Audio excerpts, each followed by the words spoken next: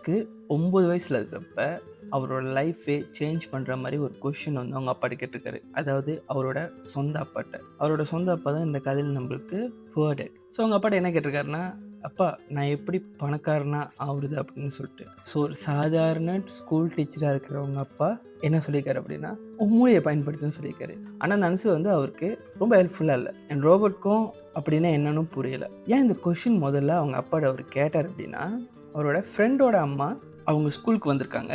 பிள்ளைங்க எல்லாத்தையும் அவங்க வீட்டுக்கு பர்த்டே பார்ட்டி கூப்பிடுறதுக்கு. ஆனா நம்மளோட ரோபோட்டும், ரோபோட்டோட கூட்டாளி மைக்கை மட்டும் கூப்பிடல. ஏன்னா இவங்க 2 பேரும் பணக்காரங்க கிடையாது அப்படின்னு சொல்லிட்டு. அந்த ஒரு நிமிஷம் தான் ரோபோட்க்கு இந்த ஏழை பணக்கார வித்தியாசம், அதோட வலினா என்ன அப்படின்னு தெரிஞ்சிருக்கு. ரோபோட்டும் மைக்கும் புவர் கிட்ஸ் தான். ரோபோட்டோட அப்பா ஸ்கூல் டீச்சரா இருக்கிறனால தான் அவர் அந்த ஸ்கூல்ல படிக்கிறாரு. அவருக்கு சாப்பிடறதுக்கு சாப்பாடு, தங்க வீடு, போட்டுக்க துணிமணி இதெல்லாமே அவங்க அப்பா எப்படியாவது அரேஞ்ச் பண்ணிடுவாரு.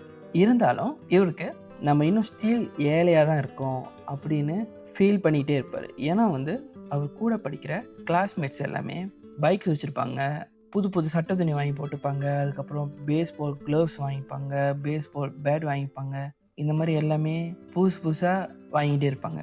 அண்ட் தென் நம்மளோட ரோபோட்க்கும் சரி, மைக்கும் சரி அவங்களுக்கு தெரியும். நம்மளுக்கு இந்த மாதிரி எல்லாம் புதுசு புதுசா வாங்கிக்கணும் அப்படின்னா, நம்ப அத சம்பாரிச்சு தான் வாங்க முடியும். காசுனால தான் வாங்க முடியும்னு அவங்களுக்கு தெரியும். ஆனா, அவங்க 2 பேத்துக்கும் வயசு 9 தான். அதுவும் இல்லாம ரொம்ப சின்ன வயசு. வேலைக்கும் போ முடியாது. ஸோ இதுக்கு என்ன பண்ணலாம் அப்படின்னு யோசிக்கிறப்ப தான், ரோபோட்டும் மைக்கும் ஒரு டீம் ஆகி எப்படி காசு சம்பாரிக்கணும் அப்படின்னு யோசிக்கிறப்ப, அவங்களுக்கு ஒரு ஃபர்ஸ்ட் ஐடியா வந்துச்சு. என்ன அப்படின்னா, ஓகே நம்ம காசு ஏன் சம்பாரிக்கணும்? நம்மளே ஏன் உருவாக்கக்கூடாது அப்படின்ட்டுன்னு, அந்த காலத்துல இந்த டூத் பேஸ்ட் இதோட டியூப்ல வந்து ஒரு மாரி அலுமினியம் எலமெண்ட் மாரி தான் இருக்கும். ஸோ இதெல்லாம் அவங்க உருக்கி, உருக்கி, உருக்கி சின்ன சின்ன காயின் மாரி, ஃபேக் காயின் மாரி கிரியேட் பண்ணி, அவங்களுக்குன்னு ஒரு சின்ன ஒரு புரொடக்ஷன் லைனே கிரியேட் பண்ணாங்களாம். ஸோ இவங்களோட பேரண்ட்ஸ்லாம் பார்த்துட்டு, "என்னடா பண்றீங்க? இதெல்லாம் ரொம்ப ரொம்ப இல்லீகல். இது மாரிலாம் பண்ணக்கூடாது.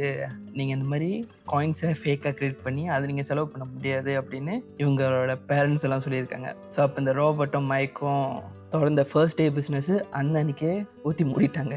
ஆனா அட் த எண்ட் ஆஃப் டே வந்து அவங்க எப்படி சம்பாதிக்குதுன்னு யோசிச்சுக்கிட்டே இல்லாம ஒரு ஆக்ஷன் எடுத்தாங்களே, அதுவே பெரிய விஷயம் தான். நம்மளோட மைக்கோட அப்பா வந்து பிசினஸ் மேன். இந்த கதையில அவரு தான் ரிச் டாட். நம்ம ரோபோட்டோட அப்பா புவர் டாட். நம்ம மைக்கோட அப்பா ரிச் டாட். மைக்கும் ரோபோட்டும் ஃப்ரெண்ட்ஸ். ஸோ நம்ம மைக்கோட அப்பா பிசினஸ் மேன். ரொம்பலாம் படிக்கல. ஆனா ஃபைனான்ஷியலா எப்படி ஸ்மார்ட்டா இருக்கணும் அவருக்கு தெரியும். ஸோ ரோபோட் இப்படிலாம் பண்றத பார்த்துப்புட்டு ரோபோட்டோட அப்பா என்ன சொன்னாருன்னா, எப்படி பணக்காரனா ஆகணும்னு தெரிஞ்சுக்கணுமா? நீ பேசாம மைக்கோட அப்பாகிட்ட கேளேன். அவருக்கு இன்னும் நல்லா தெரியும் அப்படின்னு சொல்லி ரோபோட்டோட அப்பா சொல்லியிருக்காரு. ஸோ மைக்கோட அப்பா இதை கேட்டுட்டு அவரும் சரி நான் உனக்கு எப்படி பணக்காரனா ஆகணும்னு சொல்லிக் கொடு. ஆனா அதுக்கு 3 கண்டிஷன் இருக்கு அப்படின்னு இருக்காரு. ஃபர்ஸ்ட் கண்டிஷன், நீ எனக்காக வேலை செய்யணும். நான் உனக்கு சொல்லிக் கொடுக்கணும், நீ எனக்காக வேலை செய்யணும். ஓகே. 2வது கண்டிஷன், இந்த கிளாஸ் ரூம்ல உட்கார வச்சுக்கிட்டு சொல்லிக் கொடுக்குற பழக்கம் எனக்கு இல்லை. ரியல் லைஃப் எக்ஸ்பீரியன்ஸ் தான் என்னால் கொடுக்க முடியும் அப்படின்னு சொல்லியிருக்காரு. 3வது கண்டிஷன், நீ எனக்காக வேலை செய்யறல, ஸோ அதுக்காக நான் 1 ஹவருக்கு உனக்கு 10 சென்ட் கொடுக்குறேன். 3 ஹவருக்கு நீ வேலை செய்யணும். எவ்ரி சாட்டர்டே வேலை செய்யணும் அப்படின்னு சொல்லியிருக்காரு. ஸோ ரோபோட்டும் கூடவே மைக்கும் தான் சேர்ந்து அவங்க ரிச் டேட்டோட ஸ்டோரை க்ளீன் பண்ண ஆரம்பிக்கிறாங்க. அதாவது அந்த ரிச் டேட்காக வேலை செய்ய ஆரம்பிக்கிறாங்களா. ஸோ அந்த ஷெல்ஃபை க்ளீன் பண்ணுறது, அதுக்கப்புறம் இந்த ஜாமாவை எடுக்கிறது, அந்த மாதிரி எவ்ரி சாட்டர்டே 3 ஹவருக்கு நம்ம ரோபோட்டும் மைக்கும் இந்த வேலையை செஞ்சுக்கிட்டே இருக்காங்க. 3 வாரமும் ஆயிடுச்சு. ரோபோட்க்கு வந்து ஃபெடப் ஆயிடுச்சு. என்னடா இது ரொம்ப போரிங்கா இருக்கு, நம்ம இன்னும் எதையுமே கத்துக்கலையே, அதுவும் இல்லாம நம்மளுக்கு 30 காசு தான் கொடுக்குறாங்க ஒரு நாள்ல 3 ஹவர்ல, அதுவும் நம்மளுக்கு பெருசா ஒன்றும் இல்லை நம்மளுக்கு. ஸோ நம்ம மைக் என்ன யோசிக்கிறாரு அப்படின்னா, ஐயோ போதும் பண்ண குவிட் பண்ணுறேன் அப்படின்னு நம்மளோட மைக் யோசிக்கிறாரு. ஏன்னா மைக்கு ஃபேடப் ஆயிடுச்சு. 3 வாரமும் வேலை செய்கிறேன், நான் பணக்காரன் ஆகணும்னு எப்படி கற்றுக் கொடுப்பீங்கன்னா அவங்க அப்பா சொன்னார், ரிச் டாட் சொன்னார். ஆனால் ஒன்றும் சொல்லலை. ஸோ அதனால இவர் குவிட் பண்ண போறேன்னு முடிவு பண்ணிட்டாரு. உடனே மைக், அதாவது ரிச் டாட்டோட பையன் மைக் இதை கேட்டுட்டு மைக் என்ன சொன்னான் அப்படின்னா, என் அப்பா இது நடக்கும்னு சொன்னார். ஸோ இப்போ தான் நீ உண்மையாலுமே லெசனை கற்றுக்க போகிற, நீ நேராக என் அப்பாவை போய் மீட் பண்ணு அப்படின்னு மைக் சொல்ல, நம்ம ரோபோட்டும் ரிச் டாட்டை பார்க்க போகிறாரு. அவரோட ரிச் டாட்டோட ஆஃபீஸ்க்கு போகிறாரு. ஆஃபீஸ்க்கு போயிட்டு அவருக்காக வெயிட் பண்ணி, அண்ட் தென் அவர் வந்ததுக்கப்புறம் ரோபோட் கம்ப்ளைண்ட் பண்ண ஆரம்பிச்சிட்டாரு ரிச்சர்ட் கிட்ட. என்னன்னு அப்படின்னா, நீங்கள் எங்களை யூஸ் பண்ணியிருக்கீங்க.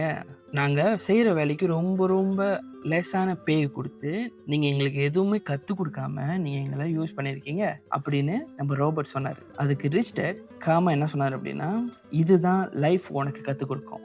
லைஃப் வந்து உங்ககிட்ட சொல்லிக்கிட்டு கேட்டுக்கிட்டுலாம் இருக்காது. உன்னை எடுத்தோன்னே புஷ் பண்ண ஆரம்பிச்சிடும். எய்தர் நீ கற்றுக்கணும் இல்லை குயிட் பண்ணணும். Learn R quit. ஸோ நிறைய பேர் மற்றவங்கள ப்ளேம் பண்ணுவாங்க. இதுக்காக நிறைய பேர் அவங்களோட பாஸை ப்ளேம் பண்ணுவாங்க, அவங்களோட வேலையை ப்ளேம் பண்ணுவாங்க, அவங்களோட சேலரியை ப்ளேம் பண்ணுவாங்க. இப்போ நீ பண்ணிட்டு இருக்கிற மாதிரி அந்த மாதிரி சொன்னாராம். ஆனால் உண்மையான ப்ராப்ளமை அவங்க ரியலைஸே பண்ண மாட்டாங்கன்னு ரிச்சர்ட் சொன்னார். ரிச்சர்ட் என்ன சொன்னார் அப்படின்னா, 2 எமோஷன் நம்மளை கண்ட்ரோல் பண்ணோம். ஒன்று பயம், அதாவது என்கிட்ட காசு இல்லாமல் போயிடுமோன்ற பயம். 2வது எமோஷன் ஆசை, எனக்கு இன்னும் நிறையா வேணும். பேராசைன்னு கூட சொல்லலாம், எனக்கு இன்னும் அதிகமாகவே வேணும் அப்படின்னு. இந்த 2 எமோஷன் தான் மக்களை கண்ட்ரோல் பண்ணும். இந்த 2 எமோஷனல் இருக்கிறனாலேயே நம்ம மக்கள் ரேட் ரேஸ் மாதிரி ஓடிக்கிட்டே இருப்பாங்க. அதாவது ரேட் ரேஸ் அப்படின்னா நீங்கள் செஞ்சதையே டெய்லி செஞ்சுட்டு இருக்கிறது. அதாவது எந்திக்கிறது, வேலைக்கு போகிறது, சம்பளம் எடுக்கிறது, பில்ஸ்க்கு காசு கட்டுறது, ரிப்பீட்டு. எந்திக்கிறது, வேலைக்கு போகிறது, சம்பளம் எடுக்கிறது, பில்க்கு காசு கட்டுறது, ரிப்பீட். ஸோ காசுக்காக வேலை செஞ்சுக்கிட்டே இருப்பாங்க, அவங்களுக்காக காசு எப்பவுமே வேலை செய்யாது. ஸோ இதெல்லாம் சொல்லிட்டு, சரி ஓகே உனக்கு கம்ப்ளைண்ட் இருக்குது தானே, அதனால நான் என்ன பண்ணுறேன், உனக்கு நான் இன்னும் அதிகமான சேலரி ஆஃபர் பண்ணுறேன்னு சொன்னாங்க. ஃபர்ஸ்ட் 10 காசு வந்து 25 காசு உனக்கு ஓகேவான்னு கேட்டார். ரோபோட் வந்து பேசாமல் தரான். சரி உனக்கு 1 வழி ஓகேவான்னு கேட்டாரான். அப்பயும் பேசாமல் தான் தரான். 2 வழி, 5 வழி, ஒரு ஹவருக்கு 5 வழி கொடுக்கிட்டா அப்படின்னு கேட்டாரான். ரோபோட்க்கு மனசுக்குள்ள இந்த ஆஃபரை எடுத்துக்கோ, ஏன்னா 10 காசு கிடைக்க வேண்டிய இடத்துல 5 வழி கிடைக்குது. ஸோ 5 வழி அப்போ அவங்களுக்கு பெரிய காசு தானே, இந்த ஆஃபரை எடுத்துக்கும் சொல்லி டெம்ட் ஆகிட்டே இருந்தாலும் அவங்க சைலண்டாகவே இருந்தாராம். ஸோ ரிச்சர்ட் கடைசியாக சிரிச்சுட்டு என்ன சொன்னார் அப்படின்னா, எல்லா மக்களுக்கும் ப்ரைஸ் இருக்கும். ஒன்ஸ் அவங்களுக்கு இந்த மாதிரி பெரிய ஆஃபர் வந்தால் அவங்களோட ட்ரீமை மறந்துட்டு இந்த மாதிரி ஒரு ட்ராப்பில் மாட்டிப்பாங்க. ஸோ நம்மளோட ரோபோட் அந்த மாதிரி மாட்டல இந்த ட்ராப்பில். ஸோ அதனால் நம்ம ரிச்சர்ட் என்ன புரிஞ்சுக்கிட்டாரு அப்படின்னா, ஓகே இந்த பையனுக்கு இன்னும் நிறைய கற்றுக்கணும்னு ஆசைப்பட்றான், ஓகே சம்பாதிக்கிறதை விட இன்னும் நிறைய கற்றுக்கணும்னு ஆசைப்பட்றான், அதை நம்ம பண்ணுவோம் அப்படின்னு ரிச்சர்ட் முடிவு பண்ணாராம். ஸோ அதனால் நம்ம ரிச்சர்ட் என்ன சொன்னார் அப்படின்னா, ஓகே மறுபடியும் நீ எனக்காக வேலை செய், ஆனால் இந்த வாட்டி நான் உனக்கு எதுவுமே பே பண்ண மாட்டேன் அப்படின்னு சொன்னேன். ரோபோட் வந்து ஷாக் ஆகிட்டேன், என்னையா சொல்கிறீங்க அப்படின்ட்டு. அதுக்கப்புறம் நம்ம ரிச்சர்ட் சொன்னாராம், இதுக்கப்புறம் மூளையை யூஸ் பண்ணு, காசு சம்பாதிக்கிறதுக்காக எப்படி ஆப்பர்ச்சுனிட்டியை தேடலான்னு யூஸ் பண்ணு அப்படின்னு ரிச்சர்ட் சொன்னாராம். அதுவும் இல்லாமல் நம்ம ரிச்சர்ட் என்ன சொன்னார் அப்படின்னா, பணக்காரங்களோட யோசனையை எப்படி ஆப்பர்ச்சுனிட்டியை கிரியேட் பண்ணணும் அப்படின்னு சொல்லிட்டு தான் இருக்குமா, வெறும் காசை பின்னாடி மட்டும் ஓடிக்கிட்டு இல்லாமல். ஸோ நம்ம ராபர்ட்டும் மைக்கும் மறுபடியும் பேக் டு அதே ஸ்டோரில் வேலை செய்ய ஆரம்பித்தாங்களாம். அவங்களும் வேலை செய்கிறாங்களா ஏதாவது கற்றுக்கலாம் அப்படின்ட்டு. அப்போ தான் நம்ம ராபர்ட்டும் மைக்கும் ஒரு விஷயத்தை நோட்டீஸ் பண்ணுறாங்க அந்த ஸ்டோரில். என்னன்னா, அவங்க வச்சிருக்கிற பழைய காமிக் புக் எல்லாமே வீச ஆரம்பிச்சிட்டாங்க. அந்த கவர் மட்டும் எடுத்துகிட்டு அந்த டிஸ்ட்ரிபியூட்டர் கொடுத்துட்டு மற்றபடி உள்ளுக்கு இருக்கிற அந்த ஃபுல் புக்கே ஃபுல் பேஜஸே எடுத்து வீச ஆரம்பிச்சிட்டாங்க. அதாவது இதுக்கப்புறம் அந்த புக்கெலாம் வந்து அந்த ஸ்டோரில் இருக்காதுல்ல, ஸோ எல்லாத்தையும் வீசிடுவாங்க. ஸோ நம்ம ராபர்ட்டும் மைக்கும் என்ன பண்ணாங்கன்னா, நேராக நம்ம ரிச்சர்ட் போய்ட்டு, இந்த உள்ளுக்கு இருக்கிற பேஜஸ்லாம் வீசுறீங்களே, வீசாதீங்க, இதை நாங்கள் எடுத்துக்கிறோம் அப்படின்னு நம்ம ராபர்ட் சொன்னாராம். ஸோ ரிச்சர்ட் என்ன சொன்னார்னா, ஓகே நீங்கள் எடுத்துக்கோங்க, ஆனால் இது ரீசேல் பண்ணக்கூடாது, இது விற்கக்கூடாது, நீங்கள் எடுத்துக்கின்னு எடுத்துக்கலாம், ஆனால் நீங்கள் விற்கக்கூடாது அப்படின்ட்டு. ஸோ நம்ம ராபர்ட்டும் மைக்கும் சரின்னு சொல்லிட்டு நம்ம மைக்கோட பேஸ்மெண்ட் கீழே இவங்க என்ன பண்ணாங்க அப்படின்னா, இந்த வீசின காமிக் புக் எல்லாமே இருக்குல்ல, இதெல்லாம் எடுத்துகிட்டு வந்து ஒரு சின்ன காமிக் புக் லைப்ரரி திறந்தாங்களாம். அதாவது இந்த வீசுகிற புக் எல்லாம் இவங்க எடுத்துகிட்டு வந்து இவங்க சுத்தம் பண்ணி அழகாக அடுக்கி வச்சு இவங்களோட பேஸ்மெண்ட்டில் வர்ற பிள்ளைங்க எல்லாத்துக்கும் 10 காசு கட்டிட்டு நீங்கள் எவ்வளோ வேணும் காமிக் படிக்கலாம். ஒரு வாட்டி நீங்கள் போந்தீங்க அப்படின்னா 10 காசு பே பண்ணணும், ஆனால் பே பண்ணிட்டு நீங்கள் எவ்வளோ வேணும் காமிக்ஸ் படிக்கலாம் அப்படின்னு சொல்லிட்டு இவங்க ஒரு காமிக் புக் லைப்ரரி திறந்துருக்காங்க. அப்போ உள்ள காமிக் புக், ஒரு காமிக் புக் 10 காசு வரும், ஒரே ஒரு புக்கு.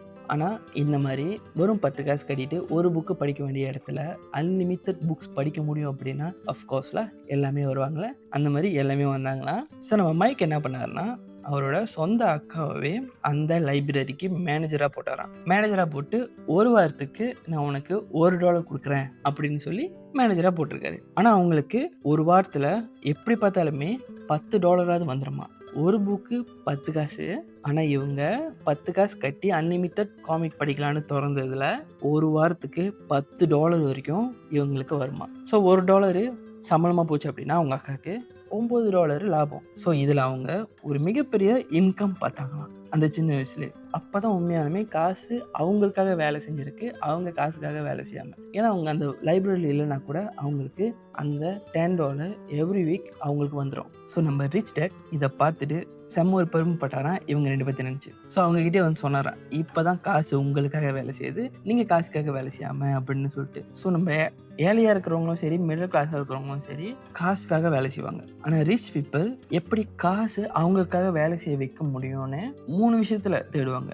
1 பிஸ்னஸில், 2வது இன்வெஸ்ட்மெண்ட்டில், 3வது ஆப்வியஸ் ஸ்மார்ட் திங்கிங். கிளவராக யோசித்து நீங்கள் காசை இந்த மாதிரி கெயின் பண்ண முடியும். ரொம்ப பேர் அவங்களோட லைஃப்பை இந்த 2 எமோஷனல் தான் கண்ட்ரோல் பண்ணுற மாதிரி வச்சுருப்பாங்க. நம்ம சொன்ன மாதிரி தான். 1 பயம், எங்கடா அவங்க வேலை போயிடும்னு. 2 ஆசை, ஸ்பெண்ட் பண்ணுறது, தேவையில்லாததுக்கு எல்லாத்துக்கும் ஸ்பெண்ட் பண்ணுறது. இந்த 2 எமோஷனல் தான் அவங்களோட லைஃப்பை கண்ட்ரோல் பண்ணிட்டு போகுது. ஸோ நம்ம ரிச் டேட் சொன்ன மாதிரி மூளையை யூஸ் பண்ணோம், எமோஷனல் யூஸ் பண்ணவே கூடாது. நம்மளுக்கு பயம் இருக்கலாம், நம்மளுக்கு ஆசையும் இருக்கலாம், ஆனால் அது உங்களோட வாழ்க்கையை எப்படி போகணும்னு டிசைட் பண்ண கூடாது. கடைசியாக ரிச் டேட் சொன்னது என்ன அப்படின்னா, நம்மளோட ரோபோட்டோட மண்டையை தட்டி இதை யூஸ் பண்ணு, இதுதான் உன்னோட உண்மையான டூல், இதை வச்சு தான் உன்னோட ப்ராப்ளம் எல்லாத்தையும் சால்வ் பண்ணணும், ஆப்பர்ச்சுனிட்டியை க்ரியேட் பண்ணணும் அப்படின்னு சொன்னார். இந்த வார்த்தை தான் நம்மளோட ரோபோட்டோட மைண்ட் செட்டை செதுக்குனது. வெறும் சேலரியை மட்டுமே நம்பி இருக்காமல் எப்படி வெல்த்தாக இருக்கணும் அப்படின்னு சொல்லி இந்த ஒரு வார்த்தைகளை தான் அவரோட மைண்ட் செட்டை